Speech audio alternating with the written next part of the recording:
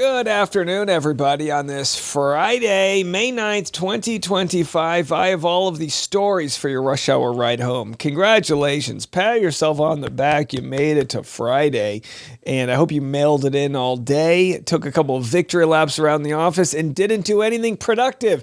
Steal that company time. All right. I'm kidding, I think. We'll talk about this basketball lawsuit out of Minnesota as a couple children have been sued by their neighbor for dribbling a basketball on their own property. Plus toy tariffs. Trump wants 100% tariff on Mattel. So good luck Christmas this year. There'll be bidding wars for Tickle Me Elmos. Well, Tickle Me Stupid. We got Justin Baldoni updates as lawyers continue to spat back and forth. Blake Lively's lawyers say there will be other people testifying. What does this mean? Who do they have? We don't know yet. Plus, I was called a low-rent Joe Rogan. I'll take it. Sure. All right. I'm more like low testosterone Joe Rogan, or at least low steroid Joe Rogan. So we'll get into the Clayton Ehr story as it's made national news all over the world, really. We've got what NBC National News has to say about his story. All thanks to our community, really. We'll take a victory lap all week. And victory lap for Pope Leo. We got all the stories from will he release the UFO information to is he a Chicago Cubs fan or a White Sox fan? Everybody wants to know. Plus, we talk about Lee Larson, who's a theologian, sure, whatever. And she discusses why this Pope is good for where we are in society. So all those stories and more, it's all happening right now on The Rush. Well, first, let's jump into this story of a man accused of Walmart attempted kidnapping. He's free on bond. This is great news. Now, this story is a couple days old, but we've been following it here. It's been going super viral as the evidence really never backed up him trying to kidnap somebody in plain sight. Here's what he had to say. Have a listen to this. Great. There's a freedom that's called now. Finally, I'm out. Mahendra Patel spoke to reporters as he left jail Tuesday afternoon.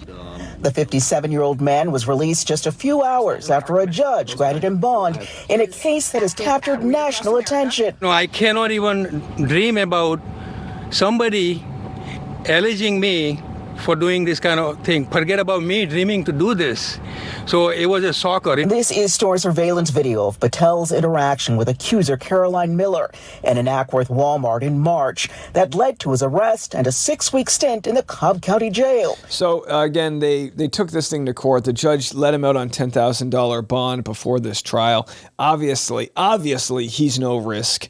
Obviously, he wasn't trying to kidnap a child in plain sight. He says that he thought she was disabled and she hit something and the baby was falling and he grabbed the baby. Right. So we'll have more to this story, but we're at least very lucky he's back with his family right now after 6 weeks behind bars. And it's sad to think that you got to get national attention before justice is served, but that's the world we live in.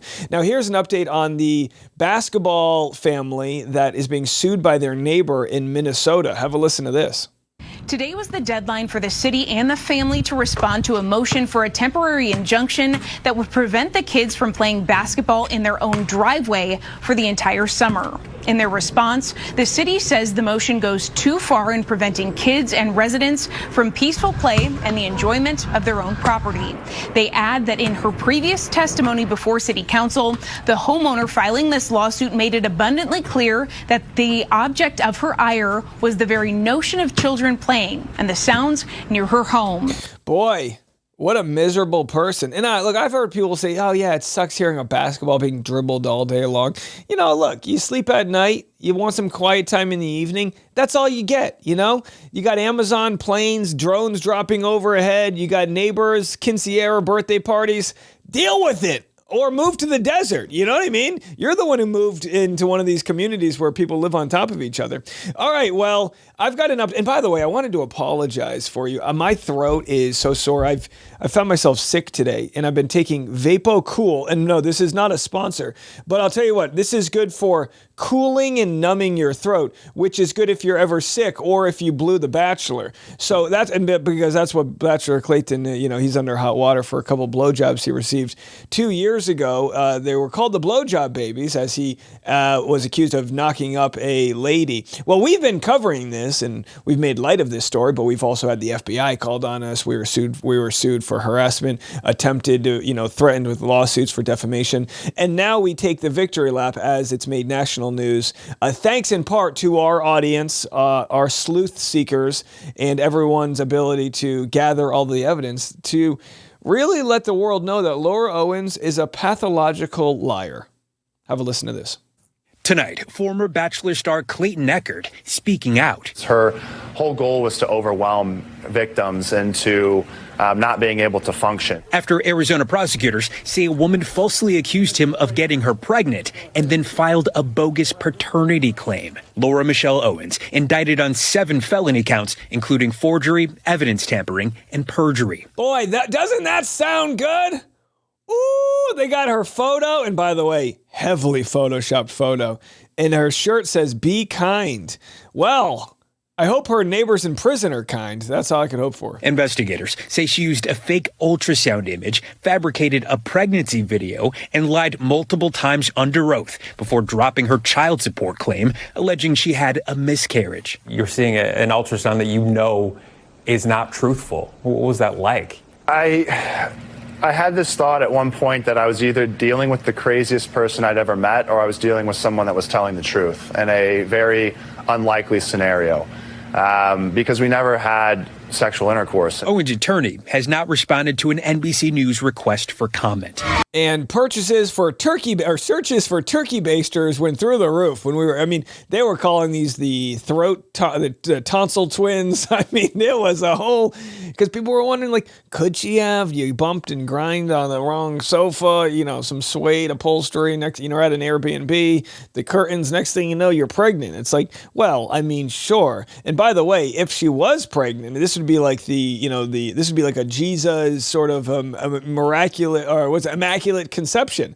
Instead, it was immaculate fraud. I'm a Midwest boy from Missouri that just wants to find love. Ehr stealing hearts on season 26 of The Bachelor, but also catching flack for leaving the 2 finalists behind for another contestant who had already departed. I was in love with her. And I was in love with each of you two. I am in love with both of you. There were a lot of people that wanted to see me fail and wanted me to pay for what I had done, and I think that put a target on my back. Ehr says Owens watched the show. After initially meeting online, the two met up in person.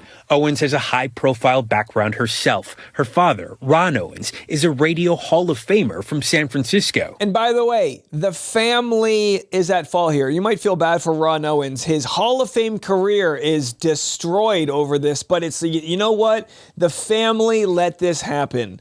Ron Owens, Jan Black, they let this wildfire rage on for years.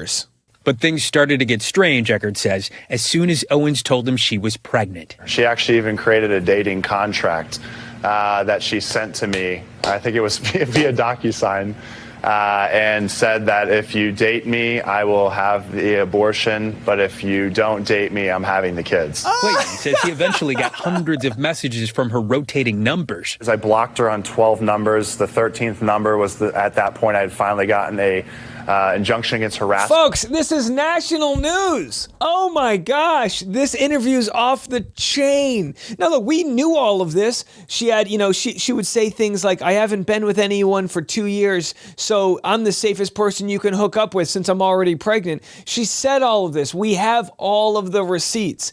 This documentary, by the way, I'm 2 minutes into this video. I already know about this and I'm hyped up. This documentary is going to be insane, and you guys in our audience are going to get to follow along all the way as we kind of rewatch this. And boy, it's, you hate to dance on someone's metaphorical grave here, but she put us through hell, right? She threatened to make us homeless.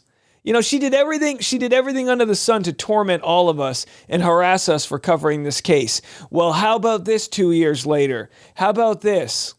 Who's on the right side now? to stop her. Victims are victims no matter what their sex, gender, race is. I just think that if you're a perpetrator, you should be held accountable. And Steve Patterson joins us now from Los Angeles. I mean, Steve, just wow, what a horrific story and experience for Clayton. What is next for him? Do we expect him to testify in a criminal trial? You know, it's one of the last things I asked Eckert. If he were to be asked to testify, would he? He said, absolutely yes. I also asked, what's in the future after all of this? He said reality television still likely in his future, and he hinted at a possible documentary about the ordeal that he just went through. Ellison? Steve Patterson, thank you. There it is, folks. Let me tell you what's annoying. What's annoying is investigative journalism is dead in mainstream media. Nobody picked up this story. Nobody worked on it except for independent media, me, Megan Fox, Reality Steve, the Justice for Clayton community. Nobody, and now they get to look all shiny with their 4K videos, and it's like, where were you guys? Where were you when we needed you?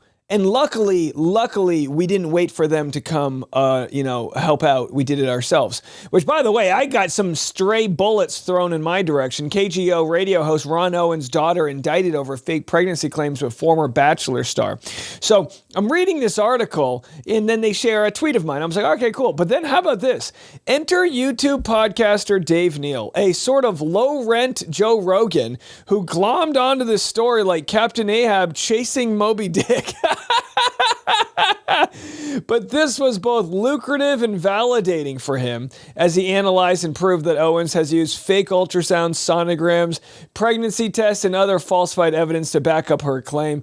Yeah, so not exactly the sort of credit you want from an article. Hey, on behalf of me and my audience, Joe Cucura, go fuck yourself. All right, coming up next, we have Justin Baldoni. I'm Ahab. Let's go find our Moby Dick. All right, so updates on Justin Baldoni and Blake Lively. It was actually a pretty dramatic week as Blake Lively, you could see the PR playing out with each legal team. So Brian Friedman criticized Blake Lively's conduct in public positioning, accusing her of leveraging celebrity networks to shape the narrative. Here's what he had to say.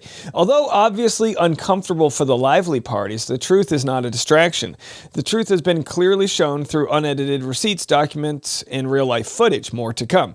Blake was the one who brought her high-profile friends into this situation without concern for their own personal or public backlash. As the truth shows, she used her dragons to manipulate Justin at every turn. So the question is, will these dragons testify? Here's what was said. I didn't cover this on this morning's episode, but there was more to the quotes from Blake Lively's lawyer in this People Magazine article. Gottlieb said this: there are individuals that were witnesses to or experienced misconduct that is relevant to Miss Lively's claims. We expect their testimony, particularly about what took place on set, will come out through live witness testimony. Folks have no idea who this might be. There was the driver for Blake Lively's car and maybe her personal security that said they were witness to her conversations with Baldoni, maybe her assistants. But again, no one's come out to talk. In discovery, they'll have an opportunity to ask Miss Lively questions. Likewise, we'll have the opportunity to take the depositions of the defendants. So some are saying they have no evidence right now. They're just hoping to find it through discovery. Beyond witness counts, Lively's legal team insists their case will also rely on evidence. Again, what will this evidence be? We think there have been a lot of distractions put up to deflect attention from the retaliation campaign that was launched against her. We expect and hope that in discovery, we'll have an opportunity to really focus on what we believe to be the core part of the case, which is that the retaliation campaign was launched against Miss Lively for her having raised concerns about harassment. Here's the problem, that Blake Lively's side is hinging on this retaliation campaign. Baldoni's side is hinging on her trying to fake a Me Too scenario in order to commandeer the film. And they're going to have to sort of meet in the middle and find out, did Justin Baldoni retaliate, or was he putting together a defense to her and the dragons she possesses? Here's what our pal Chris has to say, Reputation 911. Prestige Press don't cover the day in and day out changes of the feud. They're not covering Blake Lively at a donut shop. They're not covering the Van Zandt subpoena. And so what they choose to do when they cover these stories and when they cover the Blake and Justin narrative is they attach the narrative to broader themes and more analytical concepts, if you will. That's so accurate, right? Because we saw that Guardian article that just said there's misogyny, the right wing is winning the battle, and blah, blah, blah. And it's a bigger cultural issue. So if you're not following the ins and outs, you can read the article having not known any information before. And in the beginning of that article, we saw them say, hey, it's really complicated. And it's like, no, it's not complicated if you've been following along. All right, well, anyway, there are your updates. We might have some weekend content, so double check, confirm, make sure you're subscribed to the channel because you just never know what day we're going to get news with the judge ruling on the motions to dismiss and things like that. We're going to get into some Pope news because there is a lot to get into. First, let's go on a lighter note. Will Pope Leo open the secret Vatican UFO vaults? These UFO people just don't know when to quit. Have a listen. Do you think that this new Pope will actually help UFO enthusiasts and others gain access to whatever secrets lie beneath the Vatican? I do believe so, yes. I believe that he has a history, as did Leo XIII, that preceded him, actually in trying to establish the relationship between the cutting edge of science and the most profound fundamental theological concepts of a metaphysical dimension that is not accessible by most people. That's the key to this man. He is a person who wants to bring together science and theology to be able to bring the Catholic Church into the 21st century. And by the way, so here's what we're seeing with conversations around the Pope. There's still a lot of information not yet known about the Pope. So everybody's trying to make the Pope into what they want him to be. UFOologists are saying, oh, the Pope's going to release the UFO information. And then we've got, the Chicago Cubs fan saying the Pope must be a Cubs fan. Either way, here's interesting.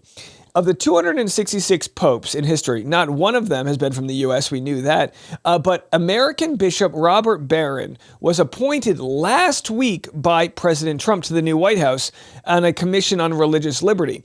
And this is so fascinating what he had to say last week about why, when the Pope may come from the United States. We spoke to Robert Barron. He's a prominent American bishop, and less than a week ago, he was appointed by President Trump to the new White House Commission on Religious Liberty. He's been talking to cardinals ahead of the conclave as they try to sort out who exactly will succeed Pope Francis. Now, of the 266 popes in history, not one of them has been from the United States.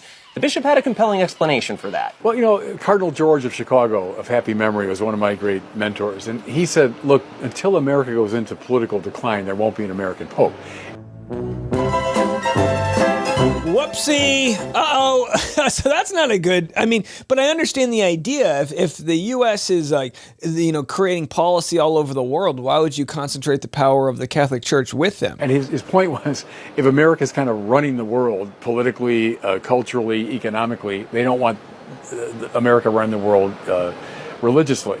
So I think there's some truth to that we're such a superpower and so dominant, they don't want to give us also control over the church. American Cardinal Robert Prevost is originally from Chicago. He's the head of the dicastery for bishops, meaning he... And again, so there's TikToks galore, people talking about one lady claiming she was in a situationship with him in college. I don't think that story was true. But here's what's interesting about Pope Leo. And we're going to talk more about the Pope over the weekend. But Pope Leo XIV, and by the way, I mentioned this earlier, my uncle, who's a priest, actually, I think was worked side by side with Pope Leo. They have a photo together. I showed that. So again, if anyone needs to send any prayers to the Rush Hour community, we're accepting them. We have a 2 degrees of Kevin Bacon separation with Pope Leo. So he spoke about immigration just 9 short months ago. Here's what the Pope had to say. There's got to be a way both to solve the problem, but also to treat people with respect. Every one of us, whether we were born in the United States of America or on the North Pole, we all are given that gift of being created in the image and likeness of God. And the day we forget that is the day we forget who we are. And again, this is in response to this idea that President Trump has a mandate to kick out every illegal immigrant. At first, people wanted to get rid of violent illegal immigrants, criminals that were illegal. And now they're basically saying, anybody, you gotta go. And there's plenty of people in our country that have tried to gain citizenship and do it the right way and even pay into the system. They pay into Social Security through their taxes, but they don't get any rights because they're not a citizen. And they've kind of been abandoned by a broken immigration system where they literally weren't able to get citizenship even doing it the right way, to the point where some people are going to their last meeting before they become a citizen and getting rounded up by ICE. And here we have the Cardinal, former Cardinal, now Pope Leo XIV, saying this is wrong. We're all God's children. We're all humans. We all bleed blood and we all feel pain and love. And there's got to be a better way to do this. And I agree with him. There has to be a better way to do this in the good Lord's year of 2025. And we're just not living up to those values.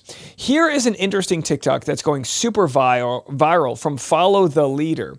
She is a theologian and is getting her PhD on is studying, writing a thesis paper on Project 2025. She relates this new pope to being a real response to the growing Christian nationalism in our country. How the religious right, the conservative national Christian movement, has infiltrated so many different sectors of American society. They have gone after education, healthcare, politicians, pop culture, etc. What I didn't talk about in those videos, but I am writing in my master's thesis, is how they have infiltrated the United States military. Most chaplains, I served in the United States Air Force Reserve Chaplain Corps as a progressive chaplain. Most of the chaplains that are in there that are serving are from evangelical or Southern Baptist backgrounds. And their goal is... Lee makes this video. It goes super viral. She was a chaplain in the military. She's well educated on theology. She knows what Christian values are supposed to be for, and yet she sees that folks like Trump and other people in power are using Christianity to control others, flat out. And now we have the Pope, Leo, coming in and saying, that's not the way. Literally correcting J.D. Vance to say, you're not supposed to love your family more than you're supposed to love strangers. You're supposed to love them as much. And I know in practice that might be hard to understand, but that's the idea of empathy, treating everybody as if they're your brother. And that's hard to do. That takes challenge and critical thinking and understanding that, just because you look at a photo of somebody suffering in a war, starving on the other side of the world, but they have a different color skin than you, that you don't care as much. Challenge yourself to break through this sort of divide. The divide that exists, the divide between language and socioeconomic status, the divide between skin color, and see that person and look into their eyes and see them as if they're one of your own siblings or one of your children. And when we do that, we treat them with the respect we would treat our own family. That's what we're lacking right now. So I was so moved by Lee's video that I actually interviewed her. We did a full interview. It's available now on Patreon, patreon.com/Dave Neal, and I'll have it tomorrow as my weekend episode. It is fantastic. If you have family out there that might disagree with you politically, but you share a bond with spirituality, this is going to be the content you need to show them to say, what side are you on? The person that's pretending to have religious values so that they can divide the country, or the side of the Pope who wants to come together and help the poor and help those that don't have the same opportunities and treat our fellow Americans and non-Americans with respect? What side do you want to be on? And that's the moral question we're asking right now. Well, let's move on to tariffs. This could be a pretty big weekend as Scott Bessent, the Secretary of the Treasury, is heading to China to discuss lowering tariffs, possibly. Trump wants the tariffs to go down to 80%. Now, experts have said any tariff above 50% is essentially a trade embargo, which means there will be no trade going on between us and China. But what does this actually mean? Have a listen. And President Trump is signaling a potential major reduction in tariffs on China. He posted on social media a, quote, 80% tariff on China seems right, saying it's up to Treasury Secretary Scott Bessent. The move comes as Bessent is set to meet with Chinese officials this weekend. Let's bring in senior White House correspondent Selena Wang for more. Well, Diane, it's unclear, but the president does appear to be shifting his tone because just days ago, President Trump said that he would not pull back tariffs in order to have substantive negotiations with China. But now the president in this post is signaling that he'd be willing to lower tariffs to 80%. Okay, so imagine you go somewhere to buy some clothes and they say the price of the clothes is $145. And then you're just looking at them and you're like, and you don't say anything and you don't respond to them and you don't blink and you just look at them. And after a few seconds, they say, okay, it's not 135, it's 80. Are you going to buy at 80 or are you just going to keep waiting for it to drop? So in this case, obviously we're talking about China not negotiating with Trump. So he goes from 145 down to 80. But, you know, and like I said, even if it's 10%, that's 10% more that companies in the United States are going to have to pay for these goods. There was one shipping container that came in from China, the first one. It had something like $600 million worth of goods in it. And then there was a $400 million tariff on that item or whatever the number was. That's an insane amount of money. The company in the United States has to pay that tariff. They then will have to bump up the price of the goods. This is going to raise inflation, which means we're not going to lower interest rates for home buyers and things like that. It's going to be harder to take out loans. People aren't going to be spending money. And in several months, we're going to see less items on the shelves, which means a higher demand for what is on the shelf, which means the price is going to skyrocket. And all of these tariffs, sure, that's going to be going back to the U.S. government, but that is a tax on the middle class. Here is Trump threatening toy manufacturer Mattel. And by the way, speaking of Trump's cognitive abilities, he calls Mattel a country, not a company. Here's what he had to say. Mattel, I don't know, I'm not so sure. They also said, they're the only country I've heard, they said, well, we're going to go counter. We're going to try going someplace else. That's okay. Let him go and we'll put 100% tariff on his toys. And he won't sell one toy in the United States, and that's their biggest market. I heard that. I mean, I watched this guy talking about how I'm going to go counter. I said, well, I wouldn't want to have him as an executive too long. I wouldn't want to have Trump as the executive branch of the United States for too long. Because here's what's happening. I've kind of flip-flopped on Trump. Now, I haven't flip-flopped on my thoughts of him, but I kind of think, like, in some ways I'm like, oh, he's just a hard negotiator. But then in other ways you go, does he really believe what he's saying? So listen to this moronic moment. Anybody who studied economics on any level whatsoever is smarter than the president of the United States. Have a listen to this. Because business has slowed down, as you mentioned, we're seeing as a result, the ports here in the U.S., the traffic has really slowed, and now thousands of dock workers and truck drivers are worried about their jobs. That means we lose less money. You know, when I see that means we lose less money. Look, China was making over $1 trillion, 1.1 trillion, in my opinion. You know, different numbers from 500 billion to a trillion or $1 trillion. I think it was 1.1 trillion. And frankly, if we didn't do business, we would have been better off. Okay, you understand that? Nobody understands that. Nobody understands what he's saying. So he believes that the U.S. has just one stack of cash, right? And because we're not doing business with China, we're now richer from it. Not realizing that you're not just giving money to China. You're giving them money and then you're getting the goods in return. Goods that are cheaper when they come from certain countries than when they're made here. So no, we are not better because of this. We are far worse off. So when you say it slowed down, that's a good thing, not a bad thing. But we're going to make it so they can, I'd like to say they can do better, actually, in terms of the bottom line. We'd like to see China opened up so we can compete in China and, give people something that they've never had, access to something. That'd be great for the world. I don't understand the last things he was saying. I couldn't get over the part where he literally does not understand basic economics. It's economics 101, folks. That's what this is. And he says, well, it's all to make trade better. Well, we have a trade surplus with the UK. We sell them more goods than they sell us. And yet we still, jacked up the tariffs on them. So it's not about that. It's moronic. And what's going to come of all these tariffs? Well, this is going to be money that comes into the United States from our pockets, right? It's not coming in from abroad. It's coming in from our pockets with these tariffs.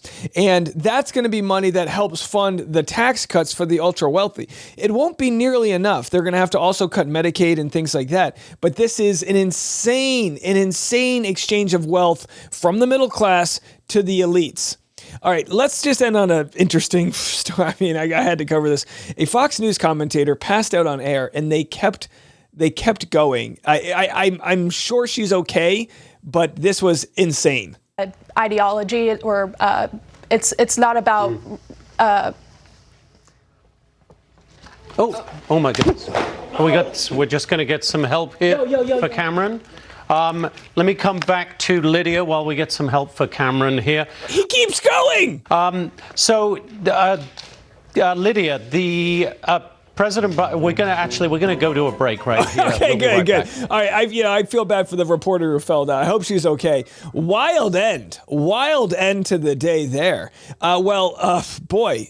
I mean, but that's the state of the economy right there, passing out onto the ground. That's what's going to happen with these tariff wars. All right, well, all I can say is this: on the end of every Friday episode, we like to put our fingers our middle fingers in the air and tell our boss to go fuck themselves. But today specifically, I wanted to send a special FU to Joe, the guy from the San Francisco company that called me a low rent Joe Rogan. So on behalf of my audience, Joe, go fuck yourself. All right, everyone have a good weekend. I'll have more content, so make sure you're subscribed to the YouTube, and we'll have that on the audio as well. My interview with Lee Larson as we continue to discuss the hope that we have for the new Pope in trying to unify the world through common good and love. Do me a favor, if you're a fan of my channel, try your best to smile to a stranger this weekend. Hope you don't get accused of kidnapping them, but of course, we do believe that there's enough love to go around, and there's an abundance of that, and let's be some part of that good change out there. God knows we need it. Have a good one, everybody. We'll see you later. I'm Dave, and this is The Rush.